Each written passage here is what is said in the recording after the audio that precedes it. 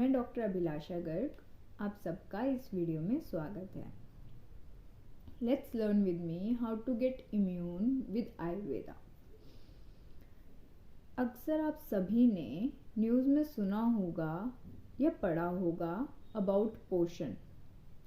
Government mostly scheme निकालते रहती है लाइक पोषण शक्ति निर्माण, पोषण अभियान, ताकि बच्चों की स्वस्थ मेंटेन रह सके, बच्चों के अंदर न्यूट्रिशनल स्टेटस को पोषण के थ्रू बैलेंस करा जा सके।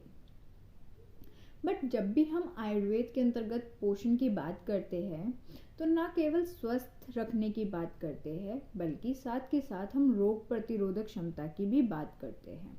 That is what we called immunity. तो हम इम्यूनिटी बढ़ाने के लिए या स्वस्थ रखने के लिए बहुत माइन्यूट लेवल से स्टार्ट करते हैं पोषण को। दैट इज सप्त धातुओं का पोषण। जब सप्त धातु का पोषण हो जाता है तो अल्टीमेटली हमारी बॉडी में ओज बनता है।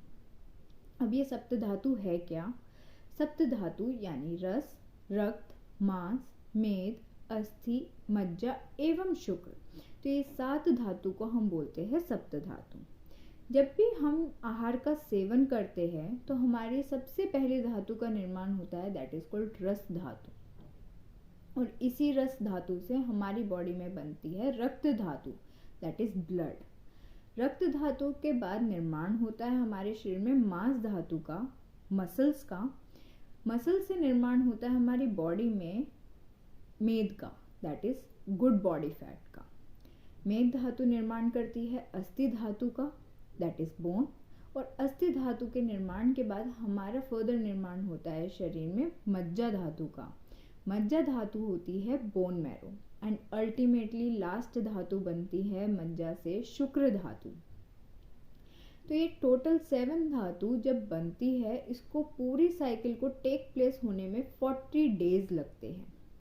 और यही रस से शुक्र धातु बनने की टोटल साइकिल 40 डेज कंप्लीट करने के बाद अल्टीमेटली हमारे शरीर में बनता है ओज, जिसको आज के टाइम में इम्यूनिटी से जाना जाता है। जब हमारे शरीर में इन 7 धातु का सही से निर्माण होकर सही से पोषण होगा तो अल्टीमेटली हमारे शरीर में इम्यूनिटी यानी ओज भी बहुत अच्छा पोषण वाला बनेगा।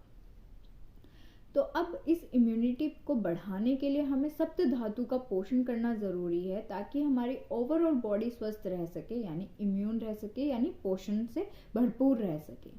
तो आज की इस वीडियो में हम यही जानेंगे कि हम इन 7 धातु का पोषण किस तरीके से कर सकते हैं। चलो जानते हैं। फर्स्ट पॉइंट, हमें सबसे पहले आहार रस का सही तरीके से निर्माण करना पड़ेगा ताकि शुक्र धातु सही से बने। और अगर शुक्र धातु सही से बनेगी तो हमारा अल्टीमेटली फाइनल रिजल्ट यानी ओज अच्छा रहेगा। तो अब रस धातु को निर्माण करने के लिए हमें आहार अच्छा लेना पड़ेगा ताकि आहार रस अच्छा बन सके। तो हमें एक ऐसा आहार खाना पड़ेगा जो हमारे शरीर में आम अवस्था को ना बनाए। आम यानी इंडाइजेशन, ताकि हमारे शरीर में इंडाइजेशन ना हो सके, इसलिए हमें एक ऐसा आहार लेना चाहिए जो मिथ्या आहार विहार ना हो। साथ के साथ एक ऐसा आहार इंटेक करना चाहिए जो हमारे शरीर के लिए हितकर हो एवं पथ्य हो। सेकेंड, हमें मल त्याग रोज करना चाहिए, यानी हमारी बॉडी से वेस्ट अच्छे अमाउंट में निकलना चाहिए एवं रोज निकलना चाहिए। क्यों? क्योंकि जब भी हम धातु निर्माण की बात करते हैं, यानी रस से सेकेंड धातु रक्त बनती है, तो रक्त बनने के साथ साथ 2 भागों में हमारी धातुओं का विभाजन होता है। यानी एक तो बनता है प्रसाद भाग, दूसरा बनता है किट भाग। प्रसाद भाग होता है न्यूट्रिशनल पार्ट एंड किट भाग होता है वेस्ट पार्ट। जब हमारी बॉडी से सही अमाउंट में रोजाना वेस्ट निकलेगा तो न्यूट्रिशनल पार्ट ऑटोमेटिकली दूसरी धातु के निर्माण में लग जाएगा, जो कि हेल्दी होगा। तो इसलिए हमें मल का रोज अपने शरीर से निष्कासन करना, मतलब बाहर निकालना बहुत ज़रूरी है।